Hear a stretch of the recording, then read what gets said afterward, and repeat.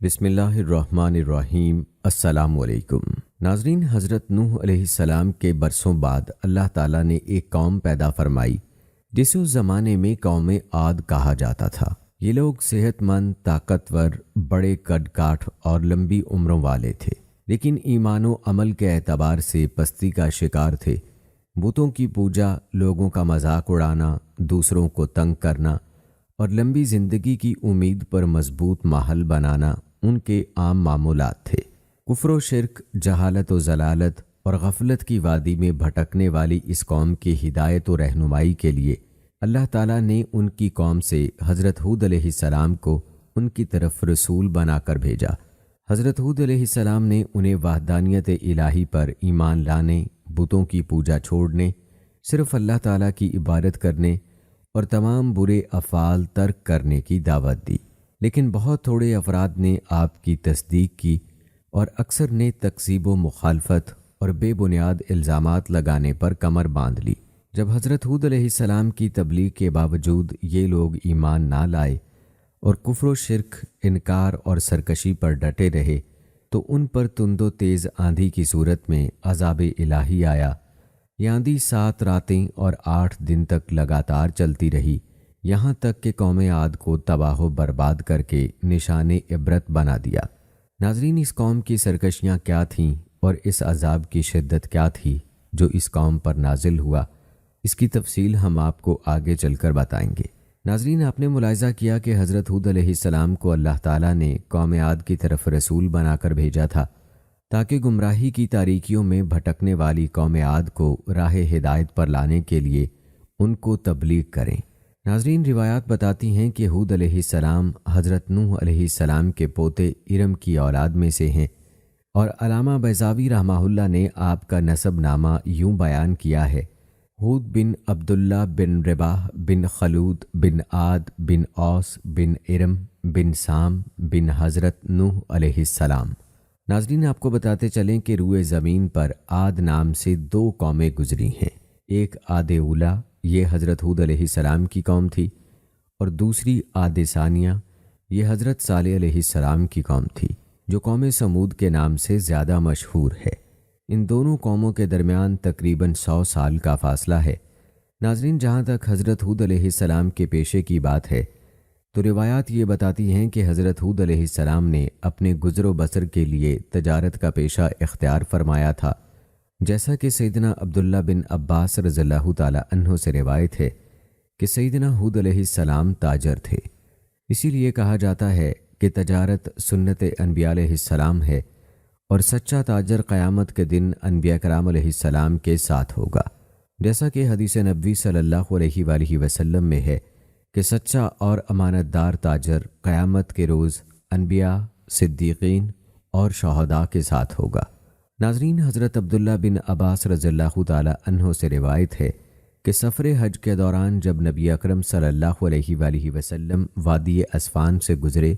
تو سیدنا صدیق اکبر رضی اللہ تعالی عنہ سے پوچھا کہ یہ کون سی وادی ہے؟ حضرت ابو بکر صدیق رضی اللہ تعالی عنہ نے عرض کی کہ وادی اسفان۔ نبی اکرم صلی اللہ علیہ وآلہ وسلم نے ارشاد فرمایا کہ یہیں سے حضرت ہود علیہ السلام اور حضرت صالح علیہ السلام ایسی جوان سرخ اونٹنیوں پر سوار ہو کر گزرے تھے جن کی نکیل کھجور کی چھال سے بنی ہوئی تھی، اور ان کے اپنے لباس تہبند اور اونی چادریں تھیں، اور وہ تلبیہ کہتے ہوئے بیت العتیق یعنی خانہ کعبہ کا حج کرنے جا رہے تھے۔ ناظرین، روایات بتاتی ہیں کہ حضرت ہود علیہ السلام امانت داری، مخلصی اور توکل جیسے بڑے اور اعلیٰ اوصاف کے مالک تھے۔ حضرت ہود علیہ السلام قوم عاد میں ایک امانت دار شخص کی حیثیت سے معروف تھے، اسی لیے جب قوم کے سامنے آپ نے اپنی رسالت کا اعلان فرمایا تو اپنی امانت داری کو بھی بطور خاص ذکر فرمایا۔ اس حوالے سے قرآن مجید کی سورہ شعراء میں ارشاد باری تعالیٰ ہے: بے شک میں تمہارے لیے امانت دار رسول بن کر آیا ہوں۔ ناظرین، امانت داری حقیقت میں تمام انبیاء کرام علیہ السلام کا بنیادی وصف اور پسندیدہ انسانی صفات میں سے ہے۔ انبیاء کرام علیہ السلام خود بھی امانت دار ہوتے تھے اور اپنی امتوں کو بھی اس کا درس دیتے تھے۔ امانت کا لفظ بہت وسیع ہے، اس میں مالی امانت بھی داخل ہے، وحی الہی کی امانت بھی شامل ہے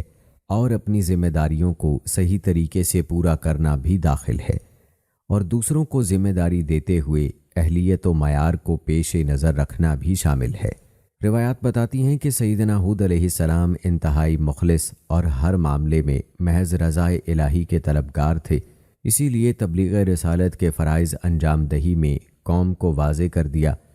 کہ میں تم سے اس تبلیغ پر کچھ اجرت نہیں مانگتا، کیونکہ میرا اجر تو اسی کے ذمے پر ہے جو تمام جہانوں کا رب ہے۔ اس واقعے کو قرآن مجید کے سورہ شعراء میں ان الفاظ کے ساتھ بیان کیا گیا ہے، اور میں تم سے اس تبلیغ حق پر کوئی معاوضہ نہیں مانگتا، میرا اجر تو فقط تمام جہانوں کے رب کے ذمے ہے۔ ناظرین، حضرت ہود علیہ السلام اللہ تعالیٰ پر توکل کے اعلیٰ مقام پر فائز تھے۔ تبلیغ رسالت میں آپ اپنی طاقتور اور ظالم و جابر قوم سے بالکل خوف زدہ نہ ہوئے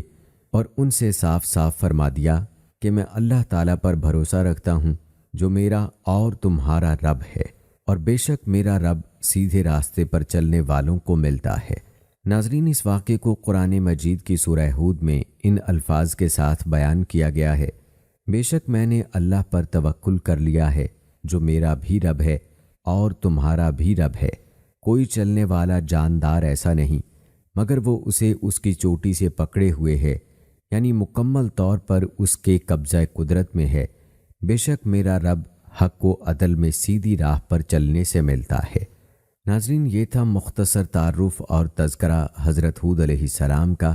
آئیے اب قوم عاد کا پس منظر آپ کو بتاتے ہیں۔ روایات بتاتی ہیں کہ طوفان نوح ختم ہونے کے بعد حضرت نوح علیہ السلام اور کشتی میں سوار دیگر مسلمان جودی پہاڑ پر اترے اور قریبی علاقے میں ایک بستی قائم کر کے اس میں رہنا شروع کر دیا۔ یہاں صرف حضرت نوح علیہ السلام کی اولاد کا سلسلہ آگے بڑھا، جبکہ بقیہ مسلمانوں سے کوئی نسل آگے نہیں چلی۔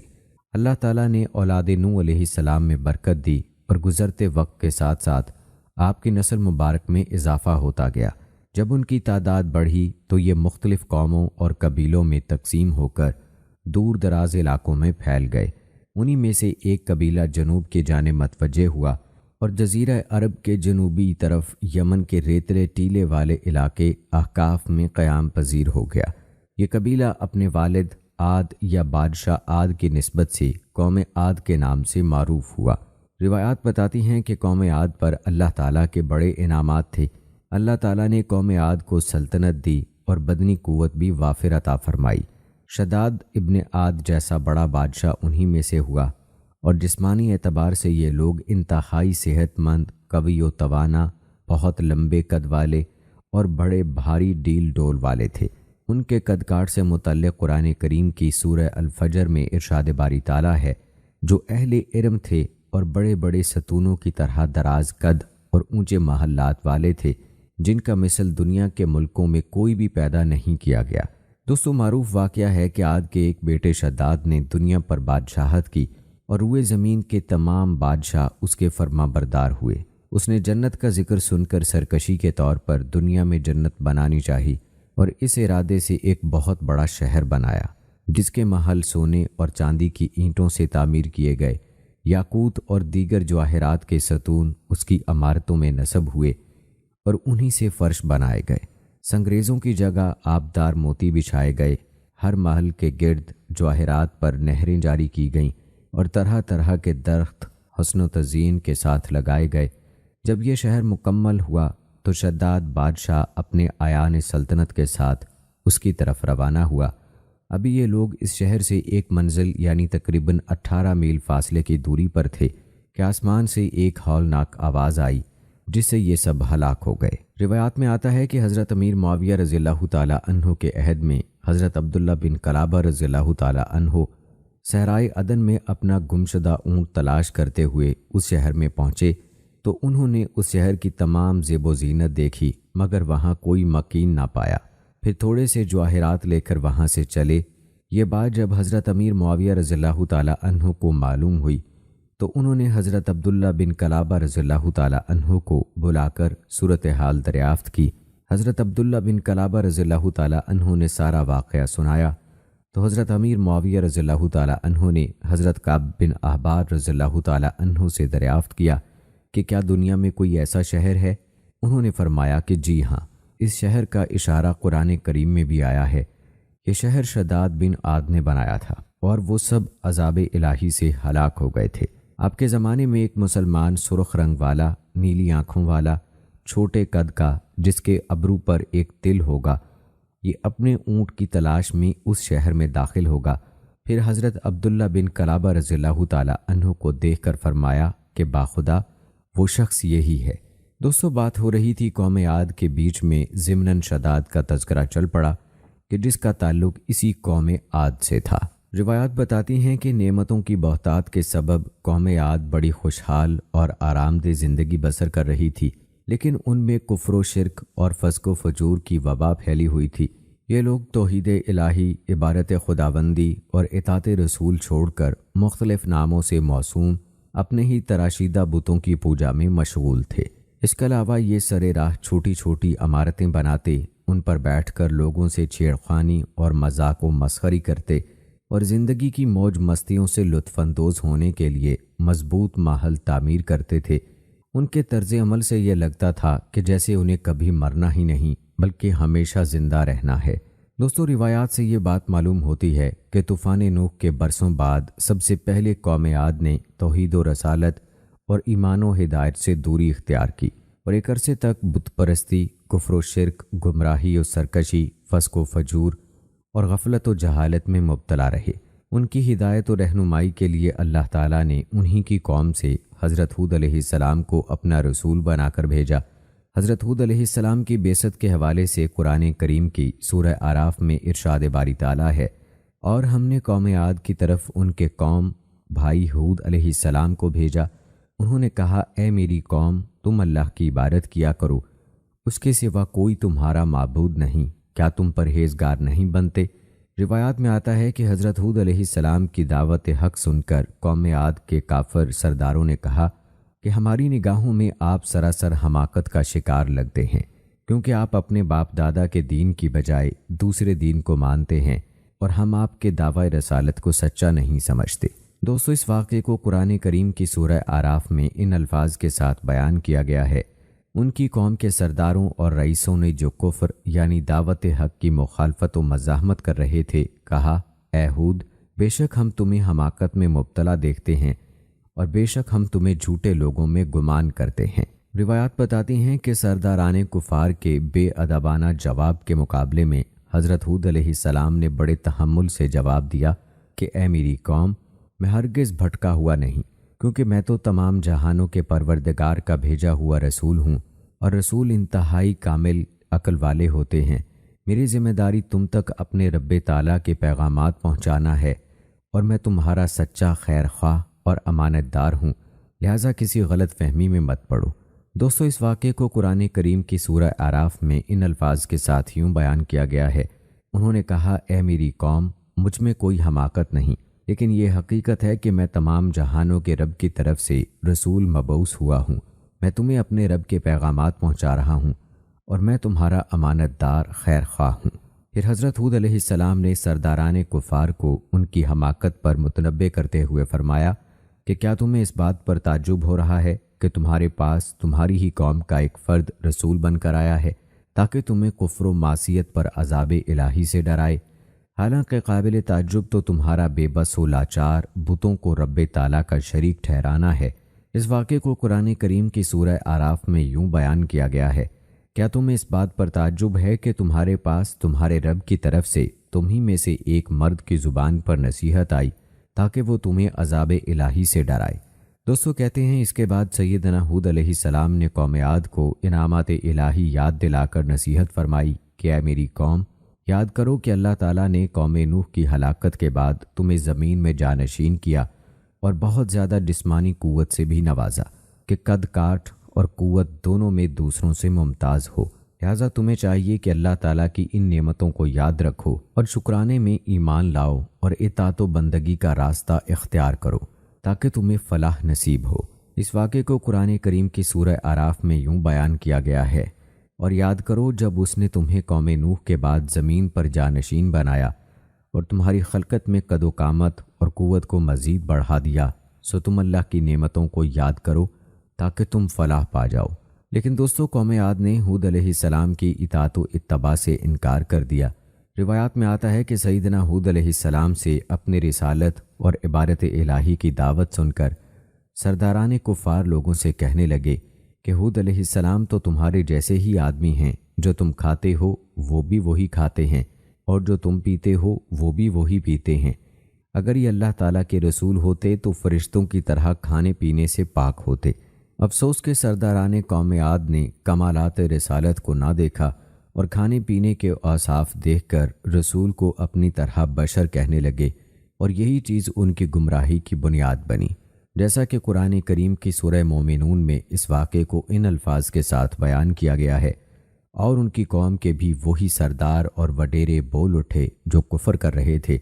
اور آخرت کی ملاقات کو جھٹلاتے تھے، اور ہم نے انہیں دنیاوی زندگی میں مال و دولت کی کثرت کے باعث آسودگی بھی دے رکھی تھی۔ لوگوں سے کہنے لگے کہ یہ شخص تو محض تمہارے ہی جیسا ایک بشر ہے، وہی چیز کھاتا ہے جو تم کھاتے ہو، اور وہی کچھ پیتا ہے جو تم پیتے ہو، اور اگر تم نے اپنے ہی جیسے ایک بشر کی اطاعت کر لی تو پھر تم ضرور خسارہ اٹھانے والے ہوں گے۔ روایات بتاتی ہیں کہ قوم عاد نے ایک اور موقع پر واضح الفاظ میں یہ کہہ کر بھی حضرت ہود علیہ السلام کی رسالت کا انکار کیا کہ اگر ہمارا رب ہماری طرف کوئی رسول بھیجنا چاہتا تو وہ فرشتوں کو اتار دیتا، اور آپ چونکہ فرشتہ نہیں اس لیے ہم آپ کی رسالت کا انکار کرتے ہیں۔ دوستو، اس واقعے کو قرآن کریم کی سورہ حامیم سجدہ میں ان الفاظ کے ساتھ بیان کیا گیا ہے: جب ان کے پاس ان کے آگے اور ان کے پیچھے یا ان سے پہلے اور ان کے بعد پیغمبر آئے اور کہا کہ اللہ کے سوا کسی کی عبادت نہ کرو، تو وہ کہنے لگے اگر ہمارا رب چاہتا تو فرشتوں کو اتار دیتا، سو جو کچھ تم دے کر بھیجے گئے ہو ہم اس کے منکر ہیں۔ دوستو، ایک اور مقام پر قوم عاد کی تکذیب کا ذکر ان الفاظ کے ساتھ کیا گیا ہے: قوم عاد نے بھی پیغمبروں کو جھٹلایا جب ان سے ان کے قومی بھائی ہود علیہ السلام نے فرمایا کیا تم اللہ سے ڈرتے نہیں ہو؟ بے شک میں تمہارے لیے امانت دار رسول بن کر آیا ہوں، سو تم اللہ سے ڈرو اور میری اطاعت کرو، اور میں تم سے اس تبلیغ حق پر کوئی معاوضہ نہیں مانگتا، میرا اجر تو فقط تمام جہانوں کے رب کے ذمے ہے۔ سورہ شعراء کی آیت نمبر 123 تا 127۔ لیکن یہ لوگ برابر اپنے نبی کو جھٹلاتے رہے۔ دوستو، روایات میں آتا ہے کہ حضرت ہود علیہ السلام نے قوم عاد کو قیامت کے دن دوبارہ زندہ ہو کر بارگاہ الہی میں پیش ہونے کا بھی بتایا، جس پر کافر سرداروں نے ورغلانے کے لیے اپنے لوگوں کو ایک عقلی دلیل دیتے ہوئے کہا کہ کیا سیدنا ہود علیہ السلام تم سے یہ کہتے ہیں کہ مرنے کے بعد جب تمہارا گوشت پوست سب مٹی میں مل جائے گا اور صرف ہڈیاں باقی رہ جائیں گی تو اس کے بعد تمہیں پھر سے زندہ کر کے قبروں سے نکالا جائے گا؟ یہ سب باتیں عقل سے بہت بعید ہیں۔ اس کے علاوہ قوم عاد کے سرداروں نے اپنے لوگوں کو آج کے دہریوں کی طرح کہا کہ دوبارہ زندگی کبھی نہیں ملے گی، اور دنیا کی زندگی کے سوا اور کوئی زندگی نہیں۔ اسی دنیا میں موت و حیات کا سلسلہ جاری ہے کہ ہم پیدا ہوتے ہیں اور پھر کسی وقت مر جاتے ہیں اور قصہ تمام۔ نہ کوئی مرنے کے بعد زندگی ہے اور نہ کوئی حساب کتاب۔ مزید یہ کہ حضرت ہود علیہ السلام کا دعویٰ رسالت اور موت کے بعد زندگی کی باتیں سب خام خیالی ہے اور نعوذ باللہ غلط طور پر خدا تعالیٰ کی طرف منسوب ہے۔ اس واقعے کو قرآن کریم کی سورہ مومنون میں یوں بیان کیا گیا ہے: کیا یہ شخص تم سے یہ وعدہ کر رہا ہے کہ جب تم مر جاؤ گے اور تم مٹی اور بوسیدہ ہڈیاں ہو جاؤ گے تو تم دوبارہ زندہ ہو کر نکالے جاؤ گے؟ بعید از قیاس، بعید از وقوع ہیں وہ باتیں جن کا تم سے وعدہ کیا جا رہا ہے۔ وہ آخرت کی زندگی کچھ نہیں، ہماری زندگانی تو یہی دنیا ہے، ہم یہیں مرتے اور جیتے ہیں اور بس ختم، ہم دوبارہ نہیں اٹھائے جائیں گے۔ یہ تو محض ایسا شخص ہے جس نے اللہ پر جھوٹا بہتان لگایا ہے، اور ہم بالکل اس پر ایمان لانے والے نہیں ہیں۔ دوستو، یوں ان لوگوں نے ہٹ دھرمی اختیار کی اور ہود علیہ السلام پر ایمان نہ لائے، کیونکہ قوم عاد کا غرور، تکبر حد درجے تک بڑھا ہوا تھا۔ روایات بتاتی ہیں کہ قبیلہ عاد کے لوگ بڑے طاقتور، شاہزور اور متکبر تھے۔ ایک موقع پر سیدنا ہود علیہ السلام نے انہیں عذاب الہی سے ڈرایا تو انہوں نے اپنی قوت پر غرور کرتے ہوئے کہا کہ ہم سے زیادہ طاقتور کوئی نہیں، اور اگر عذاب آیا تو ہم اسے اپنی طاقت سے ہٹا سکتے ہیں۔ دوستو اس واقعے کو قرآن کریم کی سورہ حامیم سجدہ میں ان الفاظ کے ساتھ بیان کیا گیا ہے، پس جو قوم عاد تھی سو انہوں نے زمین میں ناحق تکبر اور سرکشی کی اور کہنے لگے ہم سے بڑھ کر طاقتور کون ہے، اور کیا انہوں نے نہیں دیکھا کہ اللہ جس نے انہیں پیدا فرمایا ہے وہ ان سے کہیں بڑھ کر طاقتور ہے، اور وہ ہماری آیتوں کا انکار کرتے رہے۔ دوستو روایات میں آتا ہے کہ قوم عاد نے حضرت ہود علیہ السلام کی نصیحتوں کے جواب میں ہٹ دھرمی کا مظاہرہ کرتے ہوئے ایک موقع پر کہا کہ آپ کی ہمیں نصیحت کرنا نہ کرنا دونوں برابر ہیں، ہم ہرگز آپ کی بات نہ مانیں گے اور نہ ہی دعوت حق قبول کریں گے، اور جن چیزوں کا آپ ہمیں خوف دلا رہے ہیں یہ پہلے لوگوں کی باتیں ہیں، وہ بھی ایسی ہی باتیں کرتے تھے۔ ہمارے اعمال و عادات پر دنیا میں نہ تو ہمیں عذاب دیا جائے گا، نہ مرنے کے بعد ہمیں اٹھنا ہے، اور نہ آخرت میں کوئی حساب دینا ہے۔ دوستو اس واقعے کو قرآن کریم کی سورہ شعراء میں ان الفاظ کے ساتھ بیان کیا گیا ہے، وہ بولے ہمارے حق میں برابر ہے، خواہ تم نصیحت کرو یا نصیحت کرنے والوں میں نہ بنو، ہم نہیں مانیں گے۔ یہ اور کچھ نہیں مگر صرف پہلے لوگوں کی عادات و اطوار ہیں جنہیں ہم چھوڑ نہیں سکتے اور ہم پر عذاب نہیں کیا جائے گا۔ دوستو ظلم کی انتہا ملاحظہ فرمائی کہ قوم عاد نے اپنے شرک اور بت پرستی کے جواز میں اللہ تعالیٰ پر ہی شرک کی اجازت بلکہ حکم دینے کا بہتان لگا دیا کہ نعوذ باللہ رب تعالیٰ نے اپنے شریک بنائے ہیں اور ہم اسی کے حکم سے ان بتوں کی عبادت کرتے ہیں۔ اس کا رد کرتے ہوئے حضرت ہود علیہ السلام نے پہلے اپنی قوم کو وحدانیت الہی کا اقرار اور عبادت الہی کرنے کی دعوت دی، پھر فرمایا کہ شرک و بت پرستی کے جواز پر تمہارا یہ قول اللہ تعالیٰ پر صریح بہتان ہے۔ اللہ تعالیٰ نے نہ تو کسی کو اپنا شریک بنایا ہے اور نہ ہی اپنے علاوہ کسی اور کی عبادت کا حکم دیا ہے۔ اس واقعے کو قرآن کریم کی سورہ ہود میں یوں بیان کیا گیا ہے، اور ہم نے قوم عاد کی طرف ان کے بھائی ہود علیہ السلام کو بھیجا، انہوں نے کہا اے میری قوم اللہ کی عبادت کرو، اس کے سوا تمہارے لیے کوئی معبود نہیں، تم اللہ پر شریک رکھنے کا محض بہتان باندھنے والے ہو۔ البتہ دوستو حضرت ہود علیہ السلام اپنی قوم کو واعظ و نصیحت کرتے رہے۔ ایک موقع پر حضرت ہود علیہ السلام نے اپنی قوم سے فرمایا کہ بے شک مجھے ڈر ہے کہ تمہارے شرک اور توحید سے منہ موڑنے کی وجہ سے کہیں تم پر ایک بڑے دن کا عذاب نہ آ جائے۔ اگر تم اسے بچنا چاہتے ہو تو اللہ تعالیٰ کی وحدانیت پر ایمان لے آؤ اور صرف اسی کی عبادت کرو۔ اس واقعے کو قرآن کریم کی سورہ احقاف میں یوں بیان کیا گیا ہے، اور اے حبیب آپ قوم عاد کے بھائی ہود علیہ السلام کا ذکر کیجئے جب انہوں نے عمان اور ماہرہ کے درمیان یمن کی ایک وادی احقاف میں اپنی قوم کو اعمال بد کے نتائج سے ڈرایا۔ حالانکہ اس سے پہلے اور اس کے بعد بھی کئی ڈرانے والے پیغمبر گزر چکے تھے کہ تم اللہ کے سوا کسی اور کی پرستش نہ کرنا، مجھے ڈر ہے کہ کہیں تم پر بڑے ہولناک دن کا عذاب نہ آ جائے۔ لیکن حضرت ہود علیہ السلام کی نصیحت کے جواب میں قوم عاد نے کہا کہ اے ہود علیہ السلام، کیا آپ ہمارے پاس اس لیے آئے ہو کہ ہم سے ہمارے بتوں کی پوجا چھڑا کر ہمیں اپنے دین کی طرف پھیر لو؟ ایسا تو ہرگز نہیں ہو سکتا۔ ہاں آپ نے جس عذاب کی ہمیں وعید سنائی ہے، اگر آپ سچے ہیں تو ہم پر وہ عذاب لے آئیں۔ دوستو اس واقعے کو قرآن کریم کی سورہ احقاف میں یوں بیان کیا گیا ہے، وہ کہنے لگے کہ کیا آپ ہمارے پاس اس لیے آئے ہیں کہ ہمیں ہمارے معبودوں سے برگشتہ کر دیں؟ پس وہ عذاب لے آئیں جس سے ہمیں ڈرا رہے ہیں، اگر آپ سچوں میں سے ہیں۔ اس کے جواب میں سیدنا ہود علیہ السلام نے قوم عاد سے فرمایا کہ عذاب اترنے کا علم تو صرف اللہ تعالیٰ ہی کو ہے اور وہی اس کے مقررہ وقت پر نازل فرمائے گا۔ میری ذمہ داری یہ ہے کہ احکام الہی تم تک پہنچا دوں،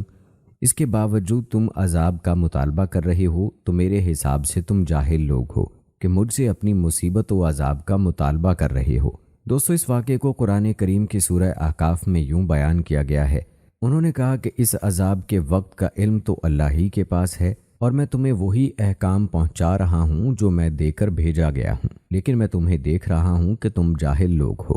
روایات بتاتی ہیں کہ قوم عاد کے مطالبے پر حضرت ہود علیہ السلام نے فرمایا کہ اس میں کوئی شک نہیں کہ تمہاری سرکشی کی وجہ سے اللہ تعالیٰ کا غضب و عذاب تم پر لازم ہو گیا ہے اور یہ کسی بھی وقت نازل ہو جائے گا، اور جہاں تک بتوں کے بارے میں تمہارا مجھ سے بحث کرنے کا تعلق ہے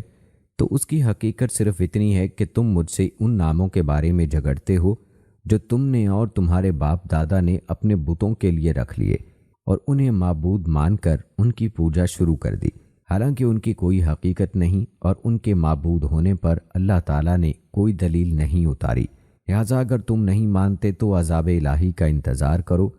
اور میں بھی منتظر ہوں کہ کب تم پر عذاب نازل ہوتا ہے۔ دوستو، جب قوم عاد نے حضرت ہود علیہ السلام کی دعوت قبول کرنے سے انکار کر کے کفر و شرک اور گناہوں پر اصرار کو ترجیح دی، تو اس کی سزا میں اللہ تعالیٰ نے ان کی سرزمین پر 3 سال تک بارش روک دی، جس سے شدید قحط پڑ گیا اور اللہ تعالیٰ نے ان کی عورتوں کو بانجھ کر دیا۔ جب اس صورتحال سے یہ لوگ پریشان ہوئے تو حضرت ہود علیہ السلام نے ان سے فرمایا کہ اگر تم اللہ تعالیٰ پر ایمان لے آؤ، میری رسالت کی تصدیق کرو، اللہ تعالیٰ سے اپنے گناہوں سے سچی توبہ کرو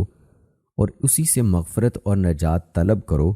تو اس کی برکت سے اللہ تعالیٰ موسلا دھار بارش بھیج کر تمہاری زمینوں کو سرسبز و شاداب کر دے گا، تمہاری قوت میں اضافہ فرمائے گا اور تمہیں اولاد بھی عطا فرمائے گا، اور اگر تم نے ایسا نہ کیا تو تم تباہ و برباد ہو جاؤ گے۔ لہٰذا میری نصیحت مان لو اور اس سے منہ پھیر کر اپنے جرموں پر قائم نہ رہو۔ دوستو، اس واقعے کو قرآن کریم کی سورہ ہود میں یوں بیان کیا گیا ہے، اور اے لوگو، تم اپنے رب سے گناہوں کی بخشش مانگو، پھر اس کی جناب میں صدق کے دل سے رجوع کرو،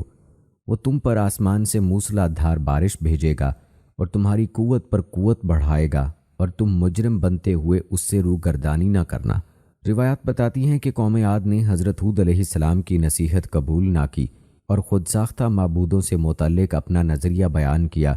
جس پر سیدنا ہود علیہ السلام نے ان باطل معبودوں سے بیزاری اور برات کا اظہار فرمایا۔ اس واقعے کو قرآن کریم کی سورہ ہود میں یوں بیان کیا گیا ہے، بے شک میں نے اللہ پر توکل کر لیا ہے، جو میرا بھی رب ہے اور تمہارا بھی رب ہے، کوئی چلنے والا جاندار ایسا نہیں مگر وہ اسے اس کی چوٹی سے پکڑے ہوئے ہے، یعنی مکمل طور پر اس کے قبضہ قدرت میں ہے۔ بے شک میرا رب حق و عدل میں سیدھی راہ پر چلنے سے ملتا ہے۔ دوستو، یہ حضرت ہود علیہ السلام کی قوت ایمانی، اللہ تعالیٰ پر توکل اور خدائی حفاظت کی برکت تھی کہ آپ نے بالکل بے خوف ہو کر ایک ایسی قوم سے یہ کلمات فرمائے جو قوت و طاقت اور زور و ہمت والی تھی، لیکن اپنی تمام تر عداوت و قوت کے باوجود حضرت ہود علیہ السلام کو ذرا بھر بھی کوئی تکلیف یا نقصان نہ پہنچا سکی۔ دوستو، یہ تھا تذکرہ قوم عاد کی ہٹ دھرمی اور ان کے تکبر و غرور کا۔ اب تذکرہ کرتے ہیں حضرت ہود علیہ السلام کی قوم عاد کے خلاف دعا اور اس کی قبولیت کا۔ روایات بتاتی ہیں کہ حضرت ہود علیہ السلام کی تمام تر کوششوں کے باوجود قوم عاد کے چند افراد ہی آپ پر ایمان لائے اور باقی کفر و شرک اور معاصی کی دلدل میں پھنسے رہے۔ جب ان کے ایمان لانے کی کوئی امید باقی نہ رہی اور قبول حق کی بجائے انتہائی سرکشی پر اتر آئے، تو آپ علیہ السلام نے ان کے خلاف دعا کرتے ہوئے بارگاہ الہی میں عرض کی، اور اللہ تعالیٰ نے آپ کی دعا کو قبول کرتے ہوئے قوم عاد کو عبرتناک انجام کی خبر دے دی۔ اس واقعے کو قرآن کریم کی سورہ مومنون میں یوں بیان کیا گیا ہے، پیغمبر نے عرض کیا، اے میرے رب، میری مدد فرما اس صورتحال میں کہ انہوں نے مجھے جھٹلا دیا ہے۔ ارشاد ہوا،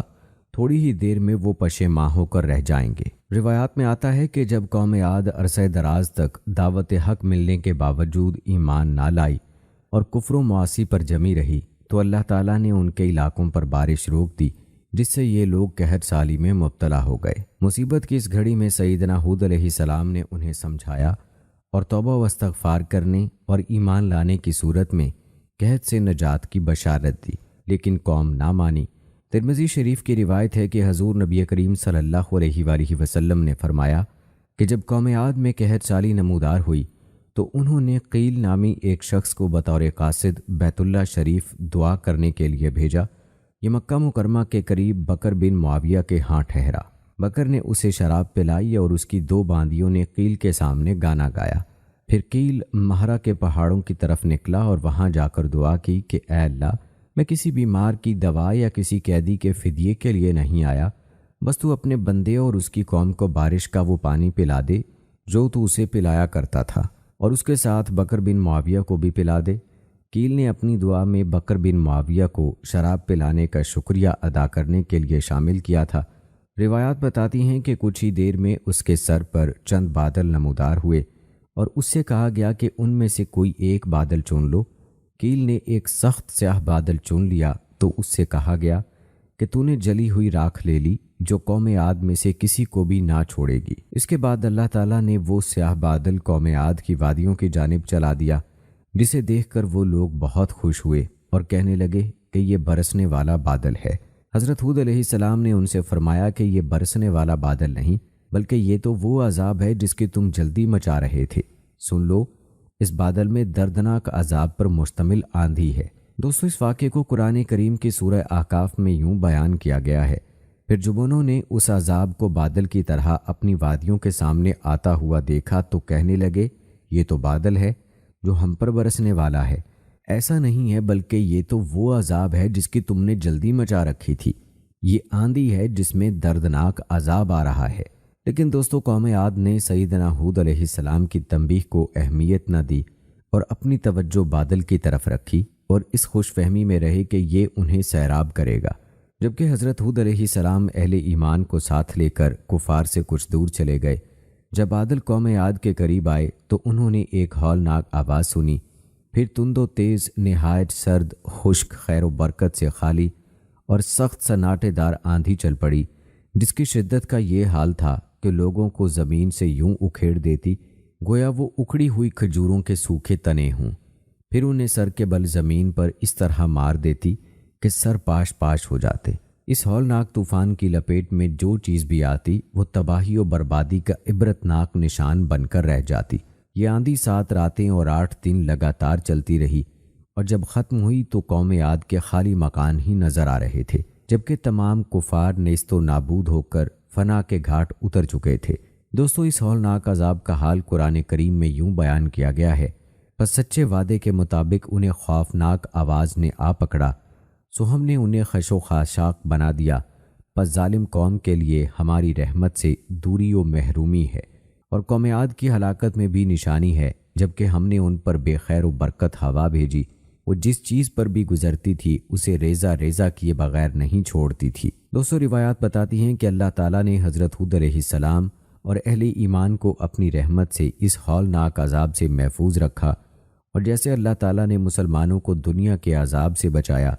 ایسے ہی اپنی رحمت کے صدقے آخرت کے سخت عذاب سے بھی محفوظ رکھے گا۔ اس حوالے سے سورہ اعراف میں ارشاد باری تعالیٰ ہے، پھر ہم نے ان کو اور جو لوگ ان کے ساتھ تھے اپنی رحمت کے باعث نجات بخشی اور ان لوگوں کی جڑ کاٹ دی جنہوں نے ہماری آیتوں کو جھٹلایا تھا اور وہ ایمان لانے والے نہ تھے۔ دوستو، یاد رہے کہ قوم عاد کا ہولناک انجام اپنے اندر نصیحت و عبرت کے بے شمار درس لیے ہوئے ہے۔ جب اس قوم کی اکثریت رب تعالیٰ کی نافرمانی پر تل گئی اور کسی بھی قسم کی واعظ و تذکیر قبول کرنے سے انکار کر دیا، بلکہ سمجھانے والوں کا مذاق اڑانے اور خدائی احکام کے جھٹلانے کو اپنا وتیرہ بنا لیا، تو عذاب الہی کا ایسا کوڑا برسا کہ جس نے ان کا نام و نشان مٹا کر رکھ دیا۔ اللہ تعالیٰ نے اس واقعے کو اور اس سے عبرت حاصل کرنے کو قرآن کریم میں کئی جگہ پر صراحت سے بیان فرمایا ہے۔ سورہ ہود میں ارشاد باری تعالیٰ ہے، اور یہ قوم عاد ہے جنہوں نے اپنے رب کی آیتوں کا انکار کیا اور اپنے رسولوں کی نافرمانی کی اور ہر جابر و متکبر دشمن حق کے حکم کی پیروی کی، اور اس دنیا میں بھی ان کے پیچھے لعنت لگا دی گئی اور قیامت کے دن بھی لگے گی۔ یاد رکھو کہ قوم عاد نے اپنے رب کے ساتھ کفر کیا تھا۔ خبردار، ہود علیہ السلام کی قوم عاد کے لیے رحمت سے دوری ہے۔ اسی طرح سورہ نجم میں ارشاد باری تعالیٰ ہے، اور یہ کہ اسی نے پہلی قوم عاد کو ہلاک کیا اور قوم سمود کو بھی، پھر ان میں سے کسی کو باقی نہ چھوڑا، اور اس سے پہلے قوم نوح کو بھی ہلاک کیا، بے شک وہ بڑے ہی ظالم اور بڑے ہی سرکش تھے۔ اور قوم لوط کی الٹی ہوئی بستیوں کو اوپر اٹھا کر اس نے نیچے دے پٹکا، پس ان کو ڈھانپ لیا جس نے ڈھانپ لیا، یعنی پھر ان پر پتھروں کی بارش کر دی۔ سو اے انسان، تو اپنے پروردگار کی کن کن نعمتوں میں شکر کرے گا۔ دوستو، یہ تھا تفصیلی تذکرہ قوم ہود پر اللہ تعالیٰ کے عذاب کا۔ اس قوم پر عذاب کے بعد ہود علیہ السلام کہاں تشریف لے گئے، آپ علیہ السلام نے کتنی عمر پائی،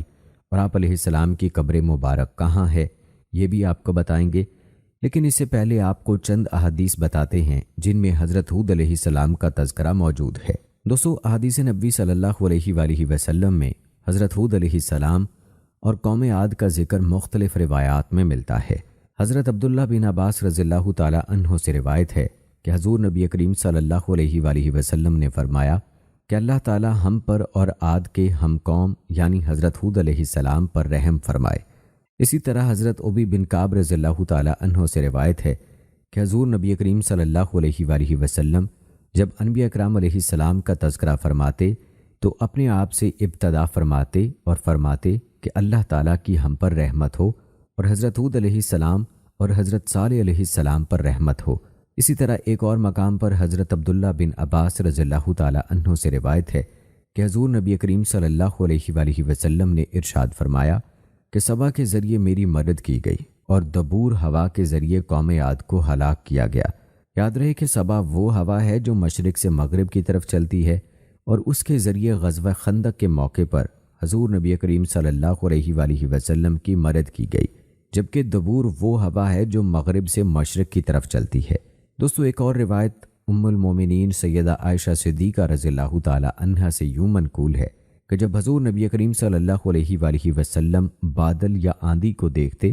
تو چہرہ مبارک پر خوف کے آثار دکھائی دیتے۔ میں نے عرض کیا کہ یا رسول اللہ صلی اللہ علیہ وآلہ وسلم، لوگ بادل کو دیکھ کر خوش ہوتے ہیں کہ اس میں بارش ہوگی، جبکہ میں نے آپ صلی اللہ علیہ وآلہ وسلم کو دیکھا ہے کہ بادل کو دیکھ کر آپ صلی اللہ علیہ وآلہ وسلم کے چہرہ انور کے آثار تبدیل ہو جاتے ہیں۔ حضور نبی کریم صلی اللہ علیہ وآلہ وسلم نے ارشاد فرمایا کہ اے عائشہ، میں اس بات سے بے خوف نہیں ہوں کہ اس بادل میں عذاب ہو۔ ایک قوم کو آندھی کا عذاب دیا گیا اور ایک قوم نے عذاب دیکھ کر کہا تھا کہ یہ ہمیں بارش دینے والا بادل ہے۔ اسی طرح ایک اور روایت میں ہے کہ جب تیز ہوا چلتی تو حضور صلی اللہ علیہ وآلہ وسلم عرض کرتے کہ یا اللہ، میں تجھ سے ہوا کی خیر اور جو اس ہوا میں ہے اس کی خیر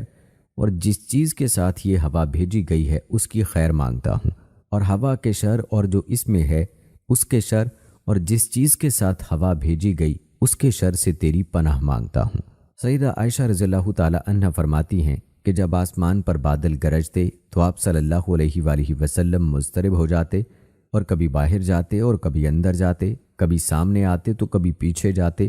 اور جب بارش رک جاتی تو پر اطمینان ہو جاتے۔ سیدہ عائشہ رضی اللہ تعالی عنہا نے پوچھا تو حضور نبی کریم صلی اللہ علیہ وآلہ وسلم نے ارشاد فرمایا کہ اے عائشہ، میری یہ بے چینی اس لیے ہے کہ کہیں ایسا نہ ہو جائے کہ جس طرح قوم عاد کے ساتھ ہوا تھا کہ انہوں نے آسمان کے کنارے میں پھیلے ہوئے بادل کو اپنی وادیوں کی طرف آتے دیکھا اور کہا کہ یہ ہمیں بارش دینے والا بادل ہے، لیکن اس سے بارش کی بجائے عذاب الہی نازل ہوا۔ دوستو روایات بتاتی ہیں کہ قوم عاد کی ہلاکت کے بعد حضرت ہود علیہ السلام اہل ایمان کے ساتھ مکہ مکرمہ تشریف لے آئے اور آخر عمر مبارک تک وہیں مقیم رہے۔ ایک روایت کے مطابق دیگر انبیاء کرام علیہ السلام کا بھی یہی طریق رہا کہ جب انبیاء کرام میں سے کسی نبی کی امت ہلاک ہو جاتی تو وہ نبی علیہ السلام اور ان کے پیروکار مکہ مکرمہ تشریف لے آتے اور باقی زندگی یہی عبادت الہی کرتے یہاں تک کہ ان کا انتقال ہو جاتا۔ چنانچہ مکہ مکرمہ میں ہی حضرت نوح علیہ السلام، حضرت ہود علیہ السلام، حضرت صالح علیہ السلام اور حضرت شعیب علیہ السلام کا وصال پاک ہوا، اور ان کی قبریں بھی زمزم اور حجر اسود کے درمیان ہیں۔ دوستو آپ کو بتاتے چلیں کہ حضرت ہود علیہ السلام حضرت نوح علیہ السلام سے تقریباً 800 سال بعد تشریف لائے اور آپ ہی کی شریعت پر تھے۔ حضرت ہود علیہ السلام کی عمر مبارک کے حوالے سے کئی اقوال ہیں کہ آپ کی عمر مبارک 400 سال، 460 سال یا 464 سال تھی۔ 464 سال والا قول زیادہ معروف ہے۔ جہاں تک حضرت ہود علیہ السلام کی قبر مبارک کی بات ہے تو علامہ بغوی رحمہ اللہ نے حضرت علی المرتضیٰ کرم اللہ وجہہ الکریم سے روایت بیان کی ہے کہ حضرت ہود علیہ السلام کی قبر مبارک حضر موت میں ایک سرخ ٹیلے پر ہے، اور حضرت عبد الرحمن بن ثابت رحمہ اللہ نے بیان کیا ہے کہ حجر اسود اور مقام ابراہیم اور زمزم کے درمیان 99 انبیاء کرام علیہ السلام کی قبریں ہیں۔ بے شک اسی جگہ حضرت ہود علیہ السلام، حضرت صالح علیہ السلام اور حضرت شعیب علیہ السلام کی قبریں ہیں۔ دوستو آپ نے حضرت ہود علیہ السلام کی زندگی کے حالات و واقعات ملاحظہ فرمائے اور یہ بھی ملاحظہ کیا کہ قوم عاد کی سرکشیوں پر اللہ تعالیٰ نے ان کو کس طرح سے نشان عبرت بنایا۔ یاد رہے کہ اللہ تعالیٰ نے قرآن پاک میں گزشتہ قوموں کے واقعات اس لیے نہیں بیان فرمائے کہ یہ کوئی قصے کہانیاں ہیں، بلکہ ان واقعات کے بیان کرنے کا مقصد یہ ہے کہ بعد میں آنے والے ان سے عبرت حاصل کریں۔ قوم عاد کے بیان کیے گئے واقعات میں ہمارے لیے کیا عبرتیں ہیں، آئیے اس پر بھی مختصر سا تذکرہ کرتے ہیں۔ دوستو، جب قوم عاد کو ہولناک عذاب نے آ گھیرا، 8 دن اور 7 راتیں پہم تیز و تند ہوا کے طوفان اٹھے اور ان کو اور ان کی آبادی کو تہو بالا کر کے رکھ دیا، تو تنو مند اور قوی ہیکل انسان جو اپنی جسمانی قوتوں کے گھمنڈ میں سرمست سرکش تھے، اسی طرح بے حس و حرکت پڑے نظر آتے تھے۔ جس طرح آندھی سے تناور درخت بے جان ہو کر گر جاتا ہے، غرض ان کو صفحہ ہستی سے مٹا دیا گیا تاکہ آنے والی نسلوں کے لیے عبرت بنے، اور دنیا و آخرت کی لعنت اور عذاب ان پر مسلط کر دیا گیا کہ وہ اسی کے مستحق تھے۔ اور حضرت ہود علیہ السلام اور ان کے مخلص پیروکار خدا کی رحمت و نعمت میں عذاب الہی سے محفوظ رہے اور سرکش قوم کی سرکشی و بغاوت سے مامون ہو گئے۔ دوستو، قوم عاد کی یہ داستان عبرت اپنے عبرت اور بے شمار پند و نصائح رکھتی ہے اور خدائے برتر کے احکام کی تعمیل اور تقوی و طہارت کی زندگی کی جانب دعوت دیتی ہے، شرارت، سرکشی اور خدا کے احکام سے بغاوت کے انجام بد سے آگاہ کرتی اور وقتی خوش عیشی پر گھمنڈ کر کے نتیجے کی بدبختی پر مذاق اڑانے سے ڈراتی اور باز رکھتی ہے۔ دوستو، حضرت ہود علیہ السلام نے لطف و مہربانی کے ساتھ اپنی قوم کو خدا کی وحدانیت پر ایمان لانے کی ترغیب دی، اس کی لازوال نعمتوں کو یاد دلایا اور آئندہ کے لیے وعدہ کیا، مگر بدبخت قوم نے کس طرح مان کر نہ دیا۔ اس کا سب سے بڑا سبب وہ جاہلانہ عقیدہ تھا کہ باپ دادا کی ریت و رسم اور ان کے خود ساختہ اصنام کی قہرمانیت کے خلاف جو شخص بھی آواز اٹھائے گا وہ ان بتوں کی پھٹکار میں آ جائے گا۔ دوستو، یاد رکھیں، یہ مہلک عقیدہ جن قوموں کے اندر اپنے جراثیم پیدا کر دیتا ہے، ان قوموں کا اپنے مسئلے اور اپنے پیغمبر کے ساتھ وہی سلوک ہوتا ہے جو قوم ہود اور قوم نوح کے تذکروں میں نظر آتا ہے۔ اگر غور کیا جائے تو گزشتہ قوموں میں اپنے مصلحین اور انبیاء صادقین کے خلاف قوموں کا بغض و عناد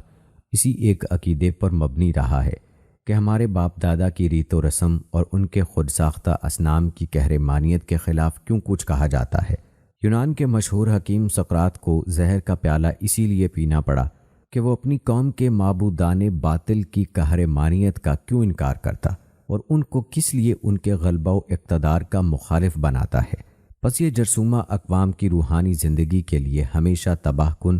اور ان کی فلاح و سعادت ابدی کے لیے ہلاکت آفریں رہا۔ دوستو، حضرت ہود علیہ السلام اور دیگر انبیاء علیہ السلام کی یہ سنت بہترین اسوہ ہے کہ تبلیغ و پیغام حق کی راہ میں بدی کا بدلہ نیکی سے دیا جائے اور تلخی کا جواب شیریں کلامی سے پورا کیا جائے۔ البتہ مبلغ ان کی بد کرداری اور مسلسل سرکشی پر اللہ تعالیٰ کے بنائے ہوئے قانون، جزائے عمل یا پاداش عمل کو ضرور یاد دلائے اور آنے والے انجام بد پر یقیناً ان کو تنبیہ کرے اور یہ حقیقت بار بار سامنے لائے کہ جب کوئی قوم اجتماعی سرکشی، ظلم اور بغاوت پر آمادہ ہو جاتی ہے اور اس پر پہم اصرار کرتی رہتی ہے تو پھر خدا تعالیٰ کا قہر و غضب اس کو صفحہ عالم سے مٹا دیا کرتا ہے اور اس کی جگہ دوسری قوم لے لیتی ہے۔ چنانچہ یہ قوم نوح اور قوم ہود اس کی عبرت آموز مثالیں ہیں۔ دوستو، آج اگر ہم اپنے معاشرے میں دیکھیں تو ہمارے معاشرے میں وہ تمام برائیاں موجود ہیں جو کہ گزشتہ قوموں میں پائی جاتی تھیں، لیکن یہ اللہ تعالیٰ کی ہم پر کرم نوازی ہے اور ہمارے پیارے آقا صلی اللہ علیہ وآلہ وسلم کی دعاؤں کا ثمرہ ہے کہ اللہ تعالیٰ ہم پر اجتماعی عذاب نازل نہیں فرما رہے، لیکن ان واقعات سے ہمیں سبق حاصل کرنے کی ضرورت ہے کہ کہیں ایسا نہ ہو کہ ہم بھی اللہ تعالیٰ کے غیظ و غضب کو دعوت دے بیٹھیں اور اللہ کا عذاب ہم پر نہ نازل ہو جائے۔ دوستو، یاد رکھیں، دنیا میں تو ہم نبی کریم صلی اللہ علیہ وآلہ وسلم کی دعاؤں کی وجہ سے اللہ کی طرف سے اجتماعی عذاب سے محفوظ ہیں، لیکن آخر میں اللہ کا عذاب ایسے لوگوں کو اپنی گرفت میں لازمی لے گا جو اللہ تعالیٰ کی نافرمانیاں کر رہے ہیں اور سرکشی کر رہے ہیں۔ اللہ تعالیٰ کی نافرمانیاں کرنے والے ہر انسان کو چاہیے کہ وہ قرآن پاک کے ان واقعات سے عبرت حاصل کرے۔ دوستو، حدیث میں آتا ہے کہ حضرت ابو بکر صدیق رضی اللہ تعالیٰ عنہ نے نبی کریم صلی اللہ علیہ وآلہ وسلم سے عرض کیا، میں دیکھتا ہوں کہ آپ صلی اللہ علیہ وآلہ وسلم بوڑھے ہوتے جا رہے ہیں، اس کی کیا وجہ ہے؟ جواب میں حضور صلی اللہ علیہ وآلہ وسلم نے فرمایا، مجھ کو سورہ ہود اور اس کی ہم مضمون صورتوں نے بوڑھا کر دیا ہے۔ آج بادل آتے ہیں تو ہم خوشی سے جھوم جاتے ہیں، ہمیں یہ خوف ہی نہیں ہوتا کہ اس میں اللہ کا عذاب بھی ہو سکتا ہے۔ ایک تابعی کی روایت ہے کہ حضرت انس رضی اللہ تعالیٰ عنہ کے زمانے میں ایک کالی آندھی آئی تو میں ان کی خدمت میں حاضر ہوا اور پوچھا کہ اے ابو حمزہ، کیا ایسی کالی اور اندھیری آندھیاں رسول اللہ صلی اللہ علیہ وآلہ وسلم کے زمانے میں بھی آپ لوگوں پر آتی تھیں؟ انہوں نے فرمایا اللہ کی پناہ، وہاں تو یہ حال تھا کہ ذرا ہوا تیز ہو جاتی تو ہم قیامت کے خوف سے مسجد کی طرف دوڑ پڑتے تھے۔ اس غفلت اور نادانی میں فرد میں مبتلا ہوتا ہے جب وہ دیکھتا ہے کہ نافرمانیاں کیے چلا جا رہا ہے اور اس کی کوئی پکڑ نہیں ہوتی، بلکہ بعض اوقات نافرمانیوں کی راہ ہموار ہوتی چلی جاتی ہے، اور یہ کسی فرد کے لیے انتہائی بدبختی کی علامت ہے۔ دوستو، سورہ بنی اسرائیل آیت نمبر 83 میں ارشاد ہوا ہے، انسان کا حال یہ ہے کہ جب ہم اس کو نعمت عطا کرتے ہیں تو وہ اینٹتا اور پیٹھ موڑ لیتا ہے، اور جب ذرا مصیبت سے دوچار ہوتا ہے تو مایوس ہونے لگتا ہے۔ مطلب یہ ہے کہ انسان سمجھتا ہے کہ یہ سب کچھ اسے اس کی اہلیت کی وجہ سے ملا ہے، اور اس کا حق یہی ہے کہ یہ سب کچھ اس کو ملے، اور پھر وہ اللہ تعالیٰ کی اطاعت و بندگی سے منہ موڑتا ہے اور اس کے آگے جھکنے کو اپنی توہین سمجھتا ہے۔ سورہ ہود کی آیت نمبر 10 اور 11 میں ارشاد ہوا ہے، اگر کبھی ہم انسان کو اپنی رحمت سے نوازنے کے بعد پھر اس سے محروم کر دیتے ہیں تو وہ مایوس ہوتا ہے اور ناشکری کرنے لگتا ہے، اور اگر اس مصیبت کے بعد جو اس پر آئی تھی ہم اسے نعمت کا مزہ چکھاتے ہیں تو کہتا ہے میرے تو سارے دلدر پار ہو گئے، پھر وہ پھولے نہیں سماتا اور اکڑنے لگتا ہے۔ ناظرین، ہمیں چاہیے کہ ان قرآنی واقعات سے عبرت حاصل کریں اور اللہ کی نافرمانیوں سے بچیں۔ اللہ تعالیٰ سے دعا ہے کہ اللہ تعالیٰ ہمیں دنیا و آخرت کے ہر طرح کے عذاب سے محفوظ رکھے، آمین ثم آمین۔ تو ناظرین کرام، یہ تھی ہماری آج کی ویڈیو۔ امید کرتے ہیں کہ آپ کو پسند آئی ہوگی۔ ہماری آج کی اس ویڈیو کے متعلق اپنی رائے کا اظہار کمنٹ باکس میں لازمی کیجیے گا۔ مجھے اگلی ویڈیو تک اجازت دیں۔ فی امان اللہ۔